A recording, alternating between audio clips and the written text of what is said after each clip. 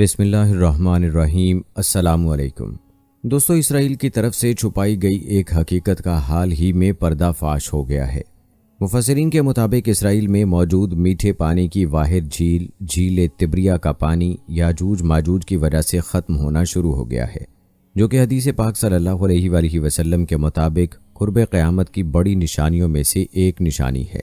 جھیل تبریہ کا پانی کم ہونے کی وجہ سے یاجوج ماجوج کا جزیرہ ظاہر ہو چکا ہے، جسے دیکھ کر تمام دنیا حیرت زدہ رہ گئی ہے۔ اسرائیل کی اپنی ہی ایک غلطی قرب قیامت کی اس نشانی کو پورا کرنے جا رہی ہے۔ یاجوج ماجوج کے بیت المقدس پر قابض ہو کر آسمان والوں کے ساتھ جنگ کا وقت قریب آن پہنچا ہے۔ کیا اسرائیلی فوج بھی یاجوج ماجوج کی ساتھی ہی ہے؟ دوسری طرف جو بائیڈن کو یہودیوں نے دجال کی آمد کی تقریبات میں انوائٹ کر لیا۔ تیسری جنگ عظیم سر پر آ گئی۔ سرخ بچڑوں کی قربانی دنیا کے کروڑوں لوگوں کا خون لے جائے گی۔ دنیا بھر میں جنگ و جدل اپنی انتہاؤں کو پہنچنے والا ہے اور اس کی نشانیاں بھی ظاہر ہونا شروع ہو چکی ہیں۔ کچھ دن پہلے ہم نے آپ کو اپنی ایک ویڈیو میں بتایا تھا کہ اسرائیل دجال کے استقبال کے لیے، جسے وہ اپنا مسیح و موعود یا حضرت عیسیٰ علیہ السلام کی طرح اپنا آخری پیغمبر مانتے ہیں، اس کے استقبال کے لیے اسرائیل سرخ بچڑوں کی قربانی دینے والا ہے۔ در حقیقت قربانی کی یہ رسم تیسرے ہیکل سلیمانی کی تعمیر کے ساتھ ساتھ دجال کی آمد کو سیلیبریٹ کرنے کے لیے بھی منعقد کی جا رہی ہے۔ دنیا بھر کے ماہر تجزیہ نگار اور مذہبی رہنما چیخ رہے ہیں کہ دنیا کے امن کو نظر لگ چکی ہے اور اب جنگ و جدل کا یہ سلسلہ کسی بھی طرح رکنے والا نہیں ہے۔ اس کے ساتھ ساتھ یورپ سے بھی ایسی آوازیں اٹھ رہی ہیں جن سے ظاہر ہوتا ہے کہ جلد یا بدیر تیسری جنگ عظیم کا باقاعدہ آغاز ہونے میں کچھ ہی وقت باقی ہے۔ ان تمام حقائق کے بارے میں ہم آپ کو بتائیں گے آج کی اس ویڈیو میں۔ اس کے علاوہ آپ کو بتائیں گے کہ یاجوج ماجوج کون تھے اور دجال کے خروج کے متعلق کچھ دلچسپ حقائق بھی بتائیں گے۔ ویڈیو بہت ہی معلوماتی اور دلچسپ ہونے والی ہے، لہٰذا آپ سے گزارش ہے کہ ویڈیو کو آخر تک ضرور دیکھیے گا۔ دوستو، آج کی اس ویڈیو میں ہم آپ کو ان تمام محرکات کے ساتھ ساتھ یہ بھی بتائیں گے کہ اسرائیل کے صہیونی یہودی جو اس وقت حکومت پر قابض ہیں، وہ امریکی صدر کو دجال کی آمد کی تقریب میں کیوں انوائٹ کرنا چاہتے ہیں اور اس کا پوری دنیا کے سیاسی حالات پر کیا اثر پڑنے والا ہے۔ آنے والے وقت میں دنیا کے کون کون سے ممالک کس سائڈ پر کھڑے ہوں گے اور غزہ کے مستقبل پر ان تمام محرکات سے کیا اثر ہوگا، تو آئیے چل کر آج کی اس قیمتی اور معلوماتی ویڈیو کا آغاز کرتے ہیں۔ دوستو، جیسا کہ ہم نے آپ کو پہلے بھی بتایا تھا کہ اسرائیل کی صہیونی یہودی اور وہاں کی صہیونی حکومت اس وقت رفح میں ملٹری آپریشن کے لیے پوری طرح سے تیار ہے، اور اس ملٹری آپریشن کی مخالفت میں دنیا بھر سے آوازیں اٹھ رہی ہیں، اور ابھی تک کسی بھی ملک نے اس ملٹری آپریشن کو اپنی حمایت سے نہیں نوازا۔ یہاں تک کہ امریکہ بھی اس ملٹری آپریشن کی شدید مخالفت کر رہا ہے، اور یہاں تک کہہ رہا ہے کہ اگر یہ ملٹری آپریشن کیا گیا تو اسرائیل کو کسی بھی قسم کی امداد نہیں دی جائے گی اور نہ ہی اس کے کسی اقدام کی حمایت کی جائے گی۔ صرف یہی نہیں بلکہ اس سلسلے میں اسرائیل کو وارننگ دینے کے لیے امریکہ نے اقوام متحدہ کی سلامتی کونسل میں پیش ہونے والی جنگ بندی کی قرارداد کو ویٹو بھی نہیں کیا، جبکہ اس سے پہلے امریکہ ہر بار اس طرح کی کسی بھی قرارداد کو ویٹو کرتا چلا رہا تھا، اور اسرائیل کو کھلی چھوٹ دی جا رہی تھی کہ وہ کھل کر غزہ میں آپریشن کر سکے۔ اس کی وجہ یہی ہے کہ رفح بارڈر کراسنگ کے ایریا میں تقریباً 15 لاکھ کے قریب نہتے اور بے یار و مددگار فلسطینی مسلمان موجود ہیں، اور وہاں پر کسی بھی قسم کا زمینی آپریشن یا فضائی آپریشن ان بے قصور اور بے گناہ فلسطینیوں کے خون کے بغیر مکمل نہیں ہوگا۔ اسرائیل کی بے جا حمایت کے باوجود امریکہ اس قسم کے بے گناہ خون کا الزام اپنے سر پر لینے سے خوفزدہ ہے، اور جانتا ہے کہ اگر اس طرح کے آپریشن کی حمایت کی گئی تو پوری دنیا میں اسرائیل اور امریکہ کے حامی ممالک اس کو اچھی نظر سے نہیں دیکھیں گے، اور چاہے وجہ کوئی بھی ہو اس آپریشن کو کسی بھی طرح سے جسٹیفائی نہیں کیا جا سکے گا۔ البتہ اسرائیل نے اس طرح کی کسی بھی وارننگ کو ماننے سے انکار کرتے ہوئے واضح الفاظ میں کہا ہے کہ چاہے پوری دنیا ہماری مخالف ہو جائے، ہم رفح بارڈر کراسنگ ایریا میں آپریشن ضرور کریں گے۔ دوستو، ابھی یہ سلسلہ چل ہی رہا تھا کہ اسرائیل کے اندر سے یہ خبر آ گئی کہ جس کے بارے میں ہم نے آپ کو ویڈیو میں خبر دی تھی کہ اسرائیل اپریل کے مہینے میں ان سرخ بچڑوں کی قربانی کر کے دجال کی آمد کی تیاریاں کر رہا ہے، جنہیں اس مقصد کے لیے تقریباً 1.5 سال پہلے امریکہ کے علاقے ٹیکساس سے خریدا گیا تھا۔ اس سلسلے میں نہ صرف یہودی بلکہ عیسائی اور مسلمان بھی اپنا الگ الگ موقف رکھتے ہیں۔ اگر ہم یہودی موقف کی بات کریں تو ان کے نزدیک یہ آنے والا دجال دراصل دجال نہیں بلکہ کرائسٹ یعنی حضرت عیسیٰ علیہ السلام ہوں گے، جسے وہ اپنا آخری نبی اور اپنا نجات دہندہ تصور کرتے ہیں۔ اپنے مسیحا کی آمد کے بعد یہودی پوری دنیا پر قابض ہو جائیں گے اور پوری دنیا پہ یہودیت کی حکمرانی ہوگی۔ حالانکہ یہودی اس سے پہلے حضرت عیسیٰ علیہ السلام کو اپنی سازشوں کے ذریعے مصلوب کرنے کی کوشش بھی کر چکے ہیں، اور حضرت عیسیٰ علیہ السلام کو اللہ رب العزت نے ان کی سازشوں سے محفوظ رکھتے ہوئے آسمان پر اٹھا لیا تھا۔ یوں یہودیوں کا یہ آخری مسیحا کرائسٹ دراصل دجال یا عیسائیوں کی زبان میں اینٹی کرائسٹ ہوگا، جو حضرت عیسیٰ علیہ السلام کے بحروپ میں آئے گا اور اپنے آپ کے عیسیٰ ہونے کا دعویٰ کرے گا۔ اس سلسلے میں اگر ہم عیسائی موقف کی بات کریں تو عیسائیوں کا عقیدہ ہے کہ حضرت عیسیٰ علیہ السلام نے بنی نوع انسان کے گناہوں کے کفارے کے طور پر اپنی جان دی تھی اور انہیں مصلوب کر دیا گیا تھا۔ اس کے بعد ان کے جسد خاکی کو اللہ رب العزت نے آسمانوں پر اٹھا لیا اور قیامت کے نزدیک وہ واپس آئیں گے اور ان کی مدد سے عیسائی پوری دنیا پر حکومت کریں گے۔ دوستو، اب اگر ہم مسلمانوں کے موقف کی بات کریں تو مسلمانوں کا عقیدہ ہے کہ عیسیٰ علیہ السلام کو اللہ رب العزت نے قتل ہونے سے محفوظ رکھا اور انہیں زندہ حالت میں آسمانوں پر اٹھا لیا۔ قیامت کے نزدیک حضرت عیسیٰ علیہ السلام دوبارہ آسمانوں سے نازل کیے جائیں گے، اور اس بار وہ کسی نبی نہیں بلکہ حضرت محمد مصطفیٰ صلی اللہ علیہ وآلہ وسلم کے امتی کے روپ میں زمین پر آئیں گے، اور اینٹی کرائسٹ یعنی دجال کا خاتمہ حضرت عیسیٰ علیہ السلام کے ہاتھوں ہی ہوگا۔ اس کے بعد پوری دنیا میں اسلام کا بول بالا ہوگا اور کوئی بھی غیر مسلم دنیا بھر میں باقی نہیں بچے گا۔ آپ نے الگ الگ موقف تو سن لیا، لیکن آپ کے لیے یہ جاننا دلچسپی سے خالی نہیں ہوگا کہ حضرت عیسیٰ علیہ السلام اور حضرت امام مہدی علیہ السلام کے ان واقعات اور روایات کو جہاں بہت ساری عوام کی جانب سے قصے کہانیاں کہہ کر رد کر دیا جاتا ہے، یہ سب اب حقیقت کا روپ دھارنے والا ہے۔ ایک اسرائیلی اخبار نے پوری دنیا کو چیلنج دیا ہے کہ آنے والا مسیحا دراصل یہودیوں کا ہوگا، اور اس پر وہ مناظرہ کرنے کو بھی تیار ہیں۔ دوسری جانب یورپ کے اندر سے آوازیں اٹھ رہی ہیں اور وہ اس آنے والی کرائسٹ یعنی جس دوسرے الفاظ میں حضرت عیسیٰ علیہ السلام کو اپنا نجات دہندہ تصور کر رہے ہیں، اس سلسلے میں مختلف یورپی اقوام جیسا کہ پولینڈ، ہالینڈ، فرانس اور جرمنی سمیت کچھ دیگر ممالک بھی اس بڑی جنگ میں کودنے کی تیاریاں کر رہے ہیں، اور بڑے پیمانے پر اسلحے کی خریداریاں اور تیاریاں شروع ہو چکی ہیں۔ دنیا بھر میں اسلحہ ساز فیکٹریوں کے شیئرز کی قیمت اس وقت آسمانوں کو چھو رہی ہے۔ اب اس ساری صورتحال کا تجزیہ کیا جائے تو بڑے ہی بھیانک قسم کا منظرنامہ ہماری آنکھوں کے سامنے آتا ہے۔ دوستو، فی الحال یہ یورپی ممالک روس کے خلاف مقابلے کی تیاریاں کر رہے ہیں، لیکن اگر اس دوران حضرت عیسیٰ علیہ السلام سے پہلے یہودیوں کا دجال ظاہر ہو گیا، جو کہ مسلمانوں کے عقیدے کے مطابق پہلے ظاہر ہوگا، تو پوری دنیا میں جنگ کا نقشہ بدل کر رہ جائے گا۔ اسرائیلی اخبار کے دعوے کے مطابق یہ جھوٹا مسیحا یعنی دجال یہودیوں کو جی بھر کر سپورٹ کرے گا، اور کمزور ایمان کے حامل مسلمان اور عیسائی اس کی پیروی کریں گے۔ یہودی تو اپنے اس مسیحا کی پیروی کریں گے اور ان کی جانب سے اس کی مخالفت کا کوئی خدشہ نہیں ہے۔ اس صورت میں غزہ میں جنگ اپنی آخری حدوں کو چھو لے گی، اور اسرائیل پوری کوشش کرے گا کہ غزہ کے مسلمانوں کو نیست و نابود کر کے مسجد اقصی کی جگہ تیسرے ہیکل سلیمانی کی تعمیر کی راہ ہموار کی جا سکے۔ اس لیے اسرائیل اس وقت رفح بارڈر کراسنگ کے ایریا میں ملٹری آپریشن پر زور دیتا ہے، تاکہ وہاں موجود مسلمانوں کا حتی الامکان قلعہ قمع کر دیا جائے، اور جو تھوڑے بہت مسلمان باقی بچے ہیں ان کی جانب سے کسی بھی قسم کی مخالفت کا خطرہ باقی نہ رہے۔ اسرائیل کے اندر سے بھی ایسی خبریں سامنے آ رہی ہیں کہ ان سرخ بچڑوں کی قربانی کے موقع پر، جو دراصل تیسرے ہیکل سلیمانی کی تعمیر کا آغاز اور دجال کی آمد کی پہلی باقاعدہ تیاری ہوگی، باقاعدہ اس تقریب میں موجودہ امریکی صدر جو بائیڈن کو بھی دعوت نامہ بھیجا جائے گا۔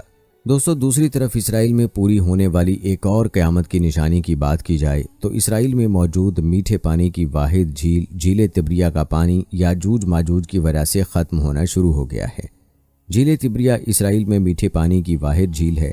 یہ اسرائیل کے شہر تبریہ میں 21 کلومیٹر لمبی اور 13 کلومیٹر چوڑی اور 43 کلومیٹر گہری جھیل ہے، اور اس جھیل کے کنارے حضرت عیسیٰ علیہ السلام نے اپنی زندگی کا بہت سا وقت گزارا۔ جھیل کا ذکر ہمیں احادیث رسول صلی اللہ علیہ وآلہ وسلم میں بھی ملتا ہے۔ اس کے ساتھ ساتھ اس کا ذکر تورات اور انجیل میں بھی موجود ہے، یعنی یہ جھیل تینوں مذاہب سے تعلق رکھنے والے لوگوں کے لیے بہت اہم ہے۔ اس جھیل کے بارے میں صحیح مسلم کے ایک حدیث میں بیان کیا گیا ہے کہ جب یاجوج ماجوج کا ایک گروہ بھاگتا ہوا اس جھیل تک پہنچے گا تو اس جھیل کا سارا پانی پی لے گا، یہاں تک کہ جب اس کا دوسرا گروہ وہاں پہنچے گا تو وہ کہے گا کہ یہاں کبھی کوئی جھیل ہوا کرتی تھی۔ اس نشانی کو حدیث پاک صلی اللہ علیہ وآلہ وسلم میں قرب قیامت کی بڑی نشانیوں میں سے ایک قرار دیا گیا ہے۔ اگرچہ قرب قیامت کی دوسری نشانیاں بھی نہایت اہمیت کی حامل ہیں، لیکن یہ نشانی اس لیے بہت زیادہ اہمیت رکھتی ہے کہ دجال کی آمد اور قیامت کی دیگر نشانیوں کا ذکر ہمیں احادیث رسول صلی اللہ علیہ وآلہ وسلم اور صحابہ کرام کی روایات سے ملتا ہے، لیکن یاجوج ماجوج کا ذکر ہمیں قرآن مجید فرقان حمید سے ملتا ہے۔ قرآن پاک اور احادیث نبویہ سے اخذ کی گئی معلومات کے مطابق یاجوج ماجوج بہت طاقتور قوم ہوگی۔ قرآن مجید واضح طور پر گواہی دیتا ہے کہ یاجوج ماجوج دو وحشی خونخوار قبیلوں کے نام ہیں۔ وہ لوگ اپنے ارد گرد بہت زیادتیاں، ظلم و ستم کرتے تھے۔ مفسر علامہ طباطبائی نے المیزان میں لکھا ہے کہ توریت کی ساری باتوں سے مجموعی طور پر معلوم ہوتا ہے کہ یاجوج ماجوج ایک یا کئی بڑے بڑے قبیلے تھے۔ یہ شمالی ایشیا کے دور دراز علاقے میں رہنے والے جنگجو، غارت گر اور ڈاکو قسم کے لوگ تھے۔ تقریباً روز کا معمول بن چکا تھا کہ پہاڑ کی دوسری جانب سے بدحیت، وحشی، خونخوار یاجوج ماجوج بڑی تعداد میں آ کر مہذب انسانی دنیا پر حملہ آور ہوتے اور ہر چیز تباہ و برباد کر ڈالتے۔ ان کے لیے انسانوں کو ہلاک کرنا، مال مویشی لوٹنا اور کھیت کھلیان تباہ کرنا ایک عام سی بات تھی۔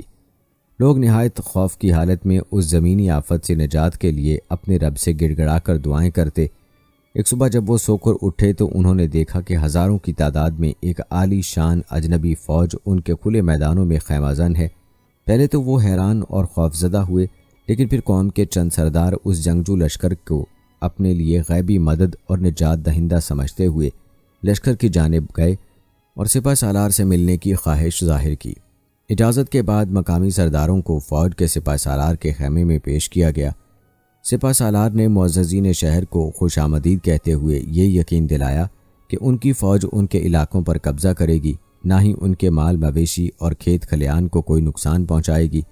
مقامی سردار جنگی لباس میں ملبوس فوج کے سپہ سالار کا حسن اخلاق اور طرز مہربانی دیکھ کر مطمئن ہو گئے، لیکن جب ان کے سامنے یہ بات لائی گئی کہ وہ دنیا کے عظیم بادشاہ ذوالقرنین سے ہم کلام ہونے کا شرف حاصل کر رہے ہیں تو بہت حیران ہوئے اور دل میں سوچنے لگے کہ شاید یہ شخص قدرت کی جانب سے ہمارے لیے نجات دہندہ بن کر آیا ہے۔ سرداروں کو سوچ میں گم دیکھ کر ذوالقرنین نے کہا، اے میرے قابل احترام دوستو، ویسے تو میں اپنی بادشاہت سے بہت دور دیار غیر ایک سفر پر ہوں، لیکن اگر میں آپ لوگوں کی خدمت کر سکوں تو مجھے خوشی ہوگی۔ بس یہی وہ لمحہ تھا کہ جب ان کی دلی خواہش ان کے لبوں پر آ گئی۔ ان سب نے ایک دوسرے کی جانب دیکھا اور پھر ایک شخص بولا، اے مہربان بادشاہ، اس پہاڑ کی دوسری جانب یاجوج ماجوج نام کی کوئی قوم رہتی ہے جو زمین پر بہت فساد مچانے والے لوگ ہیں۔ اگر ہم آپ کو کچھ خراج ادا کر دیں تو کیا اس کے عوض آپ ہمارے اور ان کے درمیان ایک دیوار تعمیر کر دیں گے؟ بادشاہ نے کہا، میرے قابل احترام دوستو، رب نے مجھے جو کچھ دے رکھا ہے وہ بہت بہتر ہے۔ البتہ اگر تم لوگ میری مدد قوت و طاقت سے کرو تو میں تمہارے اور ان کے درمیان ایک مضبوط دیوار تعمیر کر دوں گا۔ ذوالقرنین نے دونوں پہاڑوں کے سروں کے درمیان جو خلا تھا اسے لوہے کی بڑی موٹی چادروں کے ساتھ پر کر دیا، پھر چادروں کو خوب گرم کر کے ان پر پگھلا ہوا لوہا، تانبا اور سیسا ڈال کر انہیں مضبوطی سے بند کر دیا، جسے عبور کر کے یاجوج ماجوج کا دوسری طرف انسانی آبادیوں میں آنا ناممکن ہو گیا۔ ڈاکٹر اسرار احمد صاحب فرماتے ہیں کہ اس دیوار کے آثار بحیرہ کیپسین کے مغربی ساحل کے ساتھ ساتھ دریال اور دربند کے درمیان اب بھی موجود ہیں۔ یہ دیوار 50 میل لمبی، 29 فٹ اور اونچی اور 10 فٹ چوڑی ہے۔ آج سے سینکڑوں سال پہلے لوہے اور تانبے کی اتنی بڑی دیوار تعمیر کرنا یقیناً ایک بہت بڑا کارنامہ تھا۔ دریال روس اور جارجیا کے درمیان ایک دریائی گھاٹی ہے۔ دریال اور دربند کا درمیانی راستہ کوہستانی دروں پر مشتمل ہے۔ یاجوج ماجوج کی طاقت و تاراج اور شر و فساد کا دائرہ اتنا وسیع تھا کہ ایک طرف کاکیشیا کے نیچے بسنے والے ان کے ظلم و ستم کا شکار تھے تو دوسری طرف تبت اور چین کے باشندے بھی ہر وقت ان کی زد میں رہتے تھے۔ انہیں یاجوج ماجوج کے شر و فساد سے بچنے کے لیے مختلف زمانوں میں مختلف مقامات پر متعدد دیواریں تعمیر کی گئیں۔ حضرت ابو ہریرہ رضی اللہ تعالی عنہ سے مروی ہے کہ رسول اللہ صلی اللہ علیہ وآلہ وسلم نے فرمایا کہ یاجوج ماجوج دیوار ذوالقرنین کو ہر روز کھودتے ہیں۔ جب وہ دیوار میں شگاف ڈالنے کے قریب پہنچ جاتے ہیں تو ان کا نگران ان سے کہتا ہے کہ اب ہم واپس چلیں، کل ہم اس میں سوراخ کر دیں گے۔ ادھر اللہ تعالیٰ اسے پہلے سے زیادہ مضبوط اور ٹھوس بنا دیتا ہے۔ اگلے روز یہ پھر کھودنے کے کام میں مصروف ہو جاتے ہیں، چنانچہ یہ روز کھودتے ہیں اور اللہ تعالیٰ درست فرما دیتا ہے۔ یہ سلسلہ یوں ہی چلتا رہے گا یہاں تک کہ ان کے خروج کا وقت آ جائے گا اور اللہ تعالیٰ ان کے کھولنے کا حکم فرما دے گا۔ اس روز جب یہ دیوار کے شگاف کو آخری حد تک کھود ڈالیں گے تو اس دن ان کا نگران کہے گا کہ انشاءاللہ تعالیٰ ہم کل اسے پار کر لیں گے۔ حضرت صلی اللہ علیہ وآلہ وسلم نے فرمایا، جب وہ اگلے دن لوٹ کر آئیں گے تو اسے اسی حالت میں پائیں گے جس حالت میں چھوڑ کر گئے تھے۔ پھر وہ اسے توڑ ڈالیں گے اور باہر نکل کر لوگوں پر ٹوٹ پڑیں گے، سارا پانی پی جائیں گے، لوگ ان سے بچنے کے لیے بھاگیں گے۔ پھر وہ اپنے تیر آسمان کی طرف پھینکیں گے، تیر خون میں ڈوبے ہوئے واپس آئیں گے۔ وہ کہیں گے کہ ہم زمین والوں پر غالب آ گئے اور آسمان والوں سے بھی ہم قوت بلندی میں بڑھ گئے۔ پھر اللہ تعالیٰ ان کی گردنوں میں ایک کیڑا پیدا کر دے گا جس سے وہ ہلاک ہو جائیں گے۔ قرآن و سنت کی تصریحات سے یہ بات بلا شبہ ثابت ہے کہ یاجوج ماجوج کوئی عجیب الخلقت چیز نہیں بلکہ نسل انسانی سے ان کا تعلق ہے، اور یہ حضرت نوح علیہ السلام کی اولاد میں سے ہیں۔ ان کا سلسلہ نسب حضرت نوح علیہ السلام کے فرزند یافس سے ملتا ہے۔ صحیح مسلم کی ایک حدیث میں اللہ کے نبی صلی اللہ علیہ وآلہ وسلم نے ان کے بارے میں تفصیل بیان فرمائی ہے، جو حضرت نواس بن سمان رضی اللہ تعالیٰ عنہ سے مروی ہے۔ حدیث کے شروع میں دجال کا تذکرہ ہے اور پھر یاجوج ماجوج سے متعلق تفصیل ہے۔ نواس بن سمان سے روایت ہے کہ یاجوج ماجوج کے بارے میں اللہ کے نبی صلی اللہ علیہ وآلہ وسلم نے فرمایا کہ یاجوج ماجوج کا ظہور حضرت عیسیٰ علیہ السلام کے نزول کے بعد ان کی موجودگی میں ہوگا۔ اللہ تعالیٰ حضرت عیسیٰ علیہ السلام کی جانب وحی فرمائے گا کہ میں نے اپنے پیدا کیے ہوئے بندوں کو باہر نکال دیا ہے، ان سے جنگ کرنے کی طاقت کسی میں نہیں، تم میری بندگی کرنے والوں کو اکٹھا کر کے کوہ طور کی طرف لے جاؤ، اور پھر اللہ تعالیٰ یاجوج ماجوج کا خروج فرما دے گا۔ وہ ہر اونچی جگہ سے اڑتے ہوئے آئیں گے، وہ ہر ایک چیز کو تہس نہس کر کے رکھ دیں گے۔ اپنی طاقت کے نشے میں چور وہ تبریہ جھیل پر پہنچیں گے تو اس کا تمام پانی پی لیں گے۔ یہ وہ وقت ہوگا کہ جب حضرت عیسیٰ علیہ السلام اور ان کے ساتھی یاجوج ماجوج کے ہاتھوں محصور ہو جائیں گے۔ پھر حضرت عیسیٰ علیہ السلام اور ان کے ساتھی اللہ سے دعا کریں گے تو اللہ تعالیٰ یاجوج ماجوج کی گردنوں میں ایک کیڑا پیدا فرما دے گا جس سے یہ سب یکلخت ہلاک ہو جائیں گے۔ اس کے بعد حضرت عیسیٰ علیہ السلام اور ان کے ساتھی کوہ طور سے نیچے اتریں گے تو زمین یاجوج ماجوج کی لاشوں سے اٹی پڑی ہوگی۔ ایک بالشت جگہ بھی ایسی نہ ہوگی جو یاجوج ماجوج کی باقیات اور بدبو سے خالی ہو۔ پھر حضرت عیسیٰ علیہ السلام اور ان کے ساتھی دعا کریں گے اور اللہ تعالیٰ بہت سے ایسے بھاری بھرکم پرندے کو بھیجے گا جس کی گردنیں اونٹ کی گردن کی مانند ہوں گی، جو انہیں اٹھا کر لے جائیں گے اور جہاں اللہ چاہے گا وہاں انہیں پھینک دے گا۔ پھر اللہ تعالیٰ بارش برسائے گا جس سے ہر مکان، شہر، جنگل سمیت ساری دنیا دھل کر شیشے کی مانند صاف شفاف ہو جائے گی۔ پھر اللہ تعالیٰ زمین کو حکم فرمائے گا کہ اپنے پیٹ سے پھلوں اور پھولوں کو اگل دے اور اپنی برکت لوٹا دے۔ پس ان دنوں ایسی برکت ہوگی کہ ایک انار پوری جماعت کے لیے کافی ہوگا اور وہ اس کے چھلکے کی چھتری بنا کر سایہ حاصل کرے گی۔ اور دودھ میں ایسی برکت دی جائے گی کہ ایک دودھ دینے والی گائے سے پورا قبیلہ سیر ہوگا اور ایک دودھ دینے والی بکری پورے گھرانے کی کفالت کرے گی۔ اس دوران اللہ تعالیٰ ایک خوشگوار ہوا بھیجے گا جس کی وجہ سے سب مسلمانوں کی بغلوں کے نیچے ایک خاص بیماری ظاہر ہوگی اور سب کے سب وفات پا جائیں گے۔ صرف بد لوگ ہی باقی رہ جائیں گے جو زمین پر جانوروں کی طرح کھلی بدکاری کریں گے، اور ایسے ہی لوگوں پر قیامت آ جائے گی۔ انسانوں کو آگاہ کیا جائے گا کہ جب ایسا ہو تو اس وقت وہ قیامت کے آنے کا انتظار کریں۔ دوستو، آپ کو بتاتے چلیں کہ حیرت انگیز طور پر تبریہ جھیل کے پانی کی شرح میں انتہائی تیز رفتاری کے ساتھ مزید کمی واقع ہوتی جا رہی ہے۔ جب یہ کمی اس حد تک پہنچ جائے گی کہ دوبارہ اس جھیل میں پانی بھرا جا سکے تو وہ یاجوج ماجوج کے اخراج کا وقت ہوگا۔ اس وقت یاجوج ماجوج سامنے آ کر تباہی بربادی پھیلائیں گے۔ دوستو، اگر آپ اس وقت تبریہ جھیل میں پانی کے لیول کے بارے میں شائع کردہ ایک رپورٹ چیک کریں تو آپ حیران رہ جائیں گے کہ سن 2004 سے 2012 تک تبریہ جھیل میں پانی کا لیول اس حد تک گر چکا ہے کہ وہ دوبارہ کبھی بھی اس لیول تک نہیں بھرا جا سکا۔ اسرائیل نے اس حقیقت کو پوشیدہ رکھنے کی بہت کوشش کی کہ جس کی وجہ سے آج تک یہ حقیقت کھل کر دنیا کے سامنے نہ آ سکی، لیکن سن 2012 کے بعد اتنے سال گزر جانے کے بعد اس لیول میں مزید کمی آ چکی ہے اور حیرت انگیز طور پر ایک جزیرہ بھی تبریہ جھیل میں نمودار ہو چکا ہے۔ مصدقہ ذرائع کے مطابق کہا جاتا ہے کہ اسرائیل کی تبریہ جھیل میں پانی کی سطح بتدریج کم ہونے کی وجہ سے اس میں ایک جزیرہ نمودار ہو گیا جو روسی سیارچے کے زمینی تصاویر کی ویب گاہ ینڈکس اور میپ کویسٹ پر میسر ہے، تاہم عرصہ گزر جانے کے بعد بھی متوقع طور پر گوگل پر نظر نہیں آ رہا۔ مذہب اور تاریخ کی کتابیں اس بات سے بھری پڑی ہیں کہ روز محشر یا قیامت کی بڑی نشانیوں میں سے ایک اس جھیل کا خشک ہونا بھی ہے۔ بحیرہ طبریہ، جہاں سے اسرائیل اپنے لیے پانی حاصل کرتا ہے، خشک ہونے والا ہے، اور خوفناک گڑھوں کی وجہ سے اب لوط علیہ السلام کی قوم کو عبرتناک عذاب سے دوچار کیے جانے کے نتیجے میں وجود میں آنے والا سمندر بحیرہ مردار یا ڈیڈ سی بہت تیزی سے خشک ہو رہا ہے۔ اس کی سطح آب میں بھی غیر معمولی کمی واقع ہو رہی ہے۔ ماہرین کا خیال ہے کہ بحیرہ مردار 2050 سے پہلے اپنا وجود کھو بیٹھے گا۔ ان گڑھوں کی تعداد 1990 میں صرف 40 تھی، تاہم اب صرف مقبوضہ فلسطین کی جانب والے ساحل پر 300 گڑھے بن چکے ہیں، جس سے اسرائیل کو سخت پریشانی لاحق ہے۔ اس کی ہر ممکن کوشش ہے کہ اس کے سمندر خشک نہ ہوں، اس لیے نہر سویز سے ایک رابطہ نہر بحیرہ مردار تک کھودی جا رہی ہے۔ واضح رہے کہ بحیرہ احمر بحیرہ مردار سے 400 میٹر اونچا ہے۔ رابطہ نہر کے علاوہ بحیرہ احمر یا بحیرہ کلزم کو بحیرہ مردار کے ساتھ پائپ لائن کے ذریعے جوڑنے کا منصوبہ ہے۔ اس منصوبے کو RSDSC منصوبہ کہتے ہیں۔ اس منصوبے پر اربوں ڈالر خرچ ہوں گے۔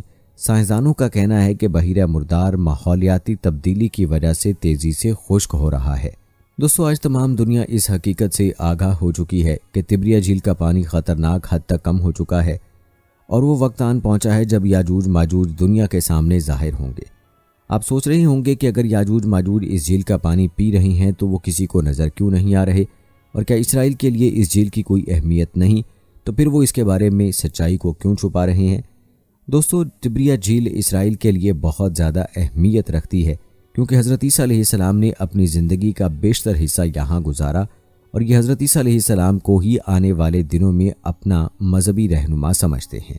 اس کے ساتھ ساتھ یہ جھیل بیت المقدس کے پاس واقع ہے۔ یہ اسرائیل میں میٹھے پانی کی واحد جھیل ہے، اور اسرائیل کی 1/3 آبادی کا انحصار اسی میٹھے پانی کی جھیل پر ہے۔ اس کے ساتھ ساتھ اسرائیل میں ایک میگا پروجیکٹ شروع کیا جا رہا ہے، جس کی وجہ سے یہ جھیل ان کے لیے بہت زیادہ اہمیت رکھتی ہے۔ بعض لوگوں کا خیال ہے کہ اسرائیل کا یہی میگا پروجیکٹ طبریہ جھیل کے پانی کو مستقبل میں مکمل طور پر غائب کرنے میں اہم کردار ادا کرنے جا رہا ہے۔ مفسرین نے بھی اس طرف اشارہ کیا ہے، اور ان کا کہنا ہے کہ یاجوج ماجوج کے اس جھیل سے پانی پینے کا مطلب اس طرح پانی پینا نہیں جس طرح ہم پیتے ہیں، بلکہ اس سے مراد ہے کہ اس جھیل کا پانی استعمال کی وجہ سے مکمل طور پر ختم ہو جائے گا۔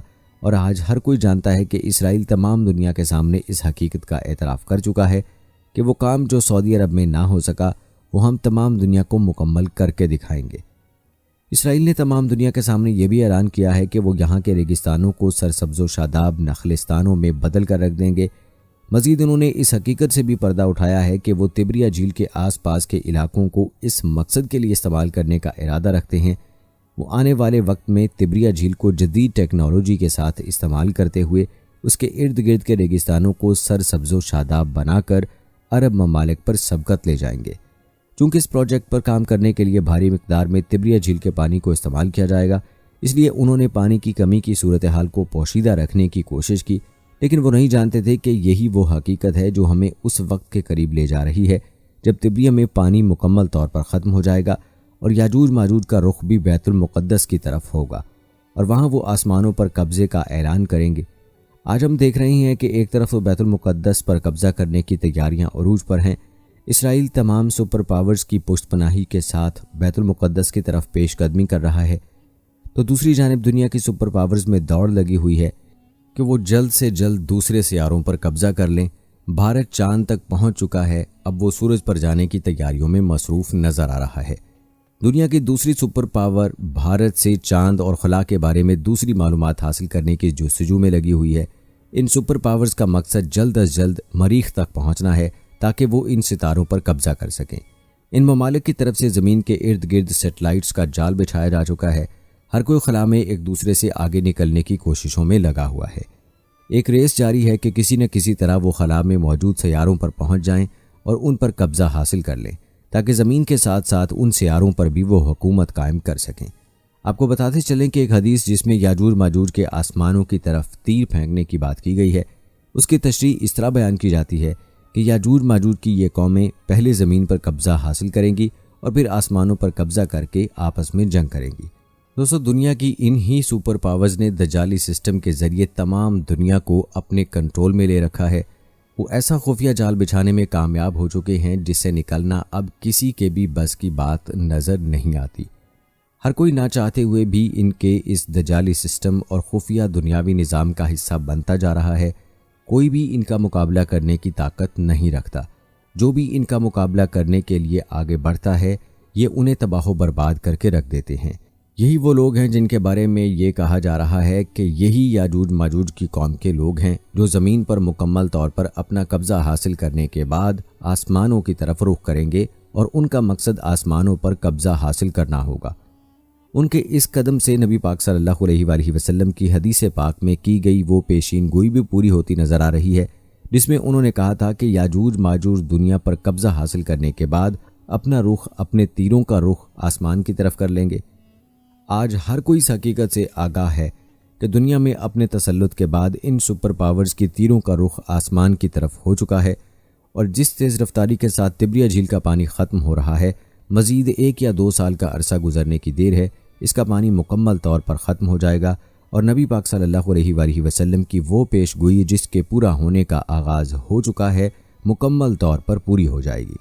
دوستو، دجال وہ کردار ہے جس کا ذکر ہمارے نبی صلی اللہ علیہ وآلہ وسلم کی کئی حدیثوں میں، اور اسے حضرت آدم علیہ السلام سے لے کر قیامت تک کا سب سے بدترین فتنہ قرار دیا گیا ہے۔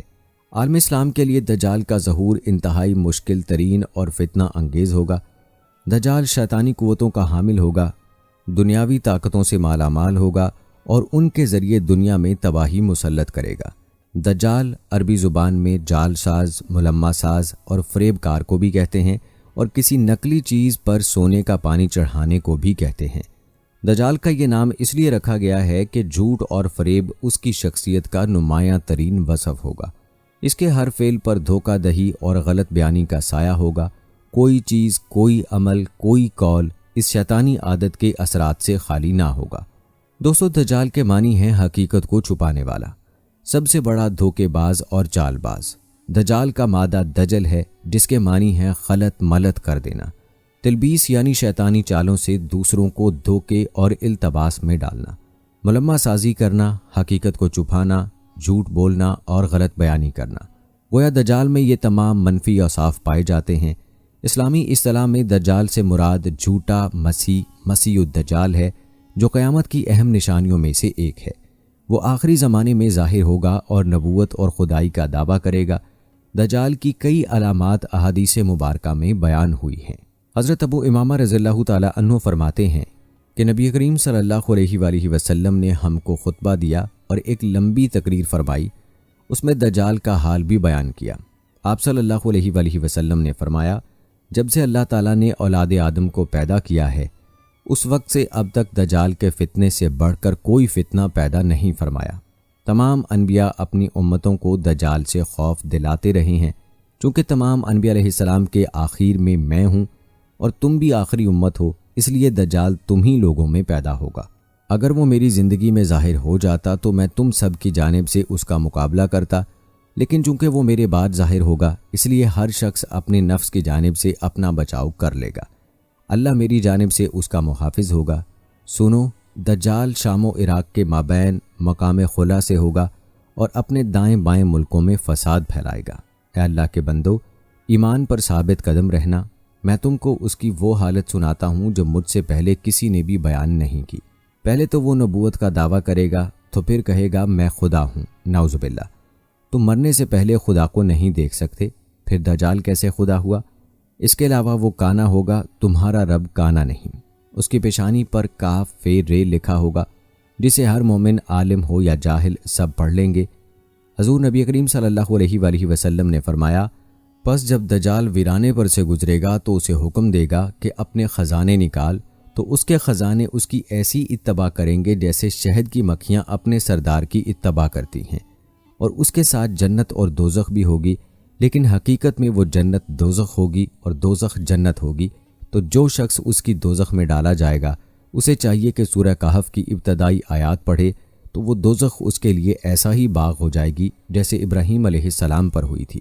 اس کا ایک فتنہ یہ بھی ہوگا کہ وہ ایک دیہاتی سے کہے گا کہ اگر میں تیرے ماں باپ کو زندہ کر دوں تو کیا مجھے تو خدا مانے گا؟ وہ کہے گا ہاں۔ تو دو شیطان اس کے ماں باپ کی صورت بنا کر آئیں گے اور اس سے کہیں گے کہ بیٹا اس کی اطاعت کرو، یہ تیرا رب ہے۔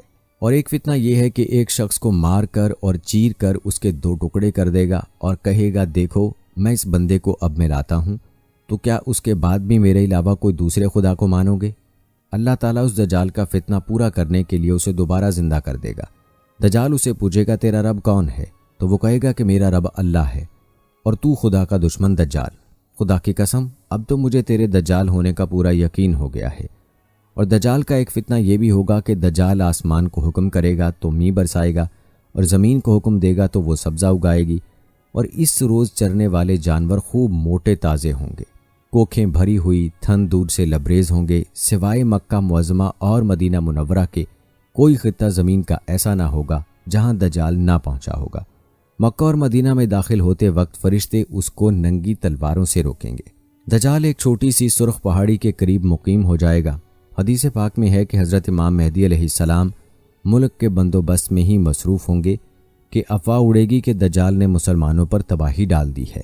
اس خبر کو سنتے ہی حضرت امام مہدی علیہ السلام ملک شام کی طرف تیاری فرمائیں گے اور اس خبر کی تحقیق کے لیے 5 یا 9 سوار بھیجیں گے، جن کے حق میں حضور سرور کائنات صلی اللہ علیہ وآلہ وسلم نے فرمایا میں ان مجاہدین کے نام جانتا ہوں اور ان کے باپ دادوں کو بھی جانتا ہوں اور ان کے گھوڑوں کے رنگ بھی جانتا ہوں، وہ اس زمانے کے روئے زمین کے آدمیوں میں سے بہتر ہوں گے۔ وہ دجال کو کہیں نہ پائیں گے اور واپس آ کر حضرت امام مہدی علیہ السلام کو خبر دیں گے کہ یہ افواہ غلط ہے، اور پھر کچھ دن بعد دجال ظاہر ہو جائے گا۔ دجال قوم یہود میں سے ہوگا، اس کے پیروکاروں کی اکثریت یہودی اور عورتیں ہوں گی۔ وہ نوجوان مرد ہوگا اور بھاری بھرکم جسم، سرخ رنگت کا مالک ہوگا۔ عوام میں اس کا لقب مسیح ہوگا۔ وہ ایک آنکھ سے کانا ہوگا، اس کے بال چھوٹے اور گھنگریالے ہوں گے۔ سواری میں ایک بڑا گدھا ہوگا۔ اولاً اس کا ظہور ملک عراق و شام کے درمیان ہوگا، جہاں نبوت و رسالت کا دعویٰ کرتا ہوگا، پھر وہاں سے اصفہان چلا جائے گا۔ یہاں اس کے ہمراہ 70,000 یہودی ہوں گے۔ یہیں سے خدائی کا دعویٰ کر کے چاروں طرف فساد برپا کرے گا اور زمین کے اکثر مقامات پر گشت کر کے لوگوں سے اپنے آپ کو خدا منوائے گا۔ لوگوں کی آزمائش کے لیے اللہ اس سے بڑے بڑے عجیب و غریب کام ظاہر کرائے گا۔ اس کی پیشانی پر لفظ کاف فے رے لکھا ہوگا، جس کی شناخت صرف اہل ایمان ہی کر سکیں گے۔ اس کے ساتھ ایک آگ ہوگی جس کو دوزخ سے تعبیر کرے گا، اور ایک باغ ہوگا جس کو جنت کہے گا۔ مخالفین کو آگ میں اور موافقین کو جنت میں ڈالے گا۔ اس کے پاس کھانے پینے کی چیزوں کا بہت بڑا ذخیرہ ہوگا، جس کو چاہے گا دے گا۔ جو فرقہ اس کا مخالف ہوگا تو اس سے اشیاء مذکورہ بند کر دے گا۔ اسی قسم کی بہت سی ایذائیں مسلمانوں کو پہنچائے گا، مگر خدا کے فضل سے اللہ کا ذکر اور تسبیح و تقدیس مسلمانوں کو کھانے پینے کا کام دے گی۔ اس کے ظاہر ہونے سے 2 سال پہلے قحط رہ چکا ہوگا، اور تیسرے سال دوران قحط ہی اس کا ظہور ہوگا۔ زمین کے مدفون خزانے اس کے حکم سے اس کے ہمراہ ہو جائیں گے۔ بعض آدمیوں سے کہے گا میں تمہارے ماں باپ کو زندہ کر سکتا ہوں، اس لیے تم کو چاہیے کہ میری یہ قدرت دیکھ کر میری خدائی کا یقین کر لو۔ اور اسی حالت میں بہت سے ممالک پر اس کا گزر ہوگا، یہاں تک کہ وہ جب سرزمین یمن میں پہنچے گا اور بہت سے بددین لوگ اس کے ساتھ ہو جائیں گے تو وہاں سے واپس ہو کر مکہ مکرمہ کے قریب مقیم ہو جائے گا، مگر محافظ فرشتوں کی وجہ سے مکہ شریف میں داخل نہ ہو سکے گا، اور پھر مدینہ منورہ کا رخ کرے گا۔ اس وقت مدینہ منورہ کے 7 دروازے ہوں گے۔ ہر دروازے کے محافظت کے لیے خداوند کریم 2 فرشتے متعین فرمائے گا، جن کے ڈر سے دجال کی فوج مدینہ منورہ میں داخل نہ ہو سکے گی۔ اور مدینہ منورہ میں 3 دفعہ زلزلے آئیں گے، جس کی وجہ سے بد عقیدہ منافق لوگ خوف کی وجہ سے شہر سے نکل کر دجال کے پھندے میں پھنس جائیں گے۔ اس وقت مدینہ منورہ سے ایک بزرگ دجال سے مناظرہ کرنے کے لیے نکلیں گے اور دجال سے کہیں گے کہ تو وہی دجال ملعون ہے جس کی ہم کو اللہ کے محبوب پاک صلی اللہ علیہ وآلہ وسلم نے خبر دی تھی۔ تو دجال غصے میں آ کر اس بزرگ کو آرے سے چیر کر اس کے 2 ٹکڑے علیحدہ علیحدہ پھینک دے گا، اور پھر اپنے دعوی خدائی کا لوگوں کو یقین دلانے کے لیے اس کو یعنی اس بزرگ کے ٹکڑوں کو پھر زندہ کر دے گا۔ لیکن وہ بزرگ پھر زندہ ہونے کے بعد دجال کو کہیں گے کہ اب تو مجھ کو پورا یقین ہو گیا کہ تو وہی مردود دجال ہے۔ دجال پھر غصے میں آ کر اس بزرگ کو پھر ذبح کرنے کا حکم دے گا، لیکن اب ناکام ہوگا۔ پھر وہ اس بزرگ کو اپنی تیار کی ہوئی دوزخ میں ڈال دے گا، لیکن وہ آگ اللہ کی قدرت سے آپ کے لیے گلزار بن جائے گی۔ اس کے بعد دجال کسی بھی مردے کو زندہ کرنے کی قدرت نہ پائے گا اور یہاں سے ملک شام کی طرف روانہ ہو جائے گا، اور اس کے وہاں جانے سے پہلے حضرت امام مہدی دمشق آ چکے ہوں گے اور دجال کے ساتھ جنگ کرنے کی تیاری کی، یعنی ترتیب فوج اور جنگی سامان تقسیم کریں گے۔ ایک دن لوگ نماز کی تیاری میں ہوں گے کہ حضرت عیسیٰ علیہ السلام 2 فرشتوں کے کندھوں پر تکیہ کیے آسمان سے دمشق کی جامع مسجد کے مشرقی مینارے پر جلوہ افروز ہوں گے اور حضرت امام مہدی سے ملاقات فرمائیں گے، اور امام مہدی نہایت انکساری اور خوش خلقی کے ساتھ آپ سے پیش آئیں گے اور فرمائیں گے یا نبی اللہ امامت کیجیے۔ حضرت عیسیٰ علیہ السلام ارشاد فرمائیں گے کہ امامت تم ہی کرو، کیونکہ یہ عزت اسی امت کو خدا نے دی ہے۔ پس حضرت امام مہدی نماز پڑھائیں گے اور حضرت عیسیٰ علیہ السلام آپ کے پیچھے نماز پڑھیں گے۔ نماز سے فارغ ہو کر حضرت امام مہدی علیہ السلام پھر حضرت عیسیٰ علیہ السلام سے کہیں گے کہ یا نبی اللہ اب لشکر کا انتظام آپ کے سپرد ہے، جس طرح آپ چاہیں انجام دیں۔ وہ فرمائیں گے یہ کام آپ ہی انجام دیں، میں تو صرف دجال کو قتل کرنے کے لیے آیا ہوں، جس کا مارا جانا میرے ہی ہاتھ سے مقدر ہے۔ جب رات گزر جائے گی تو صبح کو حضرت امام مہدی فوج لے کر میدان جنگ میں تشریف لے جائیں گے اور حضرت عیسیٰ علیہ السلام فرمائیں گے کہ میرے لیے گھوڑا اور نیزہ لاؤ تاکہ اس ملعون کے شر سے زمین کو پاک کر دوں۔ پس حضرت عیسیٰ دجال پر اور اسلامی فوج دجال کے لشکر پر حملہ ور ہوگی اور خوب گھمسان کی جنگ ہوگی۔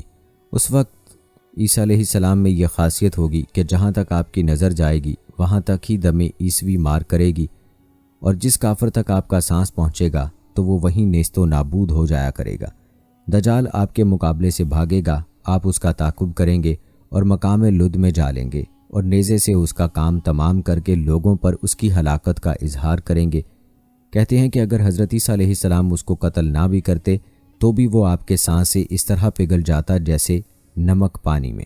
اسلامی فوج دجال کے لشکر کے قتل و غارت کرنے میں مشغول ہو جائے گی، اور ان یہودیوں کو جو دجال کے لشکر میں ہوں گے اس کو اس وقت کوئی چیز پناہ نہ دے گی، یہاں تک کہ اگر شام کے وقت کسی پتھر یا درخت کی آڑ میں ان میں سے کوئی چھپا ہوگا تو وہ درخت اور پتھر بھی آواز دے گا کہ اے خدا کے بندو اس یہودی کو پکڑو اور اس کو قتل کرو، مگر درخت غرقد ان کو پناہ دے کر چھپائے رکھے گا۔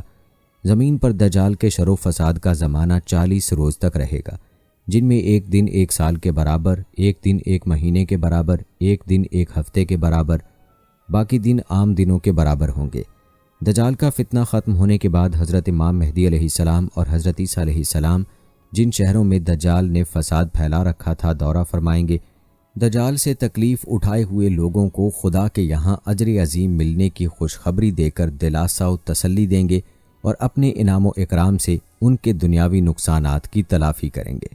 خروج دجال کے متعلق عقیدہ رکھنا کتنا اہم اور فتنہ دجال کی کتنی اہمیت ہے، اس کا اندازہ اس امر سے لگایا جا سکتا ہے کہ حدیث کی تمام مستند کتابوں میں اس کا ذکر تواتر سے موجود ہے۔ امام بخاری نے دجال پر ایک خصوصی باب مختص کیا ہے اور صحیح بخاری میں 51 مرتبہ دجال کا ذکر آیا ہے۔ صحیح مسلم میں بھی دجال پر ایک باب قائم ہے اور صحیح مسلم میں لفظ دجال 65 مرتبہ مذکور ہے۔ سنن ابی داؤد اور جامع ترمذی میں بھی دجال پر ابواب موجود ہیں، اور ان دونوں مجموعہ ہائے احادیث میں لفظ دجال بالترتیب 28 اور 33 مرتبہ آیا ہے۔ سنن ابن ماجہ میں لفظ دجال 18 مرتبہ، مسند احمد میں 206 مرتبہ، موطا امام مالک میں 5 مرتبہ آیا ہے۔ امام ابو یعلا، امام بزار، امام طبری، امام ابن ماجہ، امام حیثمی رحمہ اللہ کے اپنے اپنے مرتب کردہ مجموعہ ہائے احادیث میں دجال کا لفظ اتنی بار مذکور ہے کہ اس کی حیثیت ایک ذخیرے کی سی ہے اور ان کا شمار کرنا تقریباً ناممکن امر ہے۔ امام حاکم، امام قرطبی، نعیم بن حماد، ابن کثیر، علامہ برزنجی اور شیخ یوسف مقدسی کے مرتب کردہ مجموعہ ہائے احادیث میں بھی دجال سے متعلق کثرت سے روایات موجود ہیں۔ آخر میں اللہ تعالیٰ سے دعا ہے کہ ہمیں دجال کے فتنے سے بچائے اور اس پرفتنہ دور میں قرآن پاک اور حدیث رسول صلی اللہ علیہ وآلہ وسلم سے آگاہی کی توفیق عطا فرمائے اور ہمیں اس قابل بنا دے کہ ہم اس آگاہی کو آگے بانٹ سکیں۔ آمین ثم آمین۔ اسی دعا کے ساتھ ہماری آج کی اس ویڈیو کا اختتام ہوتا ہے۔ हम ये उम्मीद करते हैं दोस्तों कि आपको हमारी आज की ये वीडियो पसंद आई होगी। आज की इस वीडियो के मुताल्लिक अपनी राय का इजहार कमेंट बॉक्स में लाजमी कीजिएगा। अगर आपने अभी तक हमारा चैनल सब्सक्राइब नहीं किया है तो अभी सब्सक्राइब कर लें, साथ में बेल नोटिफिकेशन को ज़रूर ऑन कर लें ताकि लेटेस्ट अपलोड होने वाली वीडियोज़ का नोटिफिकेशन आपको बर वक्त मिलता रहे। मुझे अगली वीडियो तक इजाज़त दें। फ़ी अमानिल्लाह।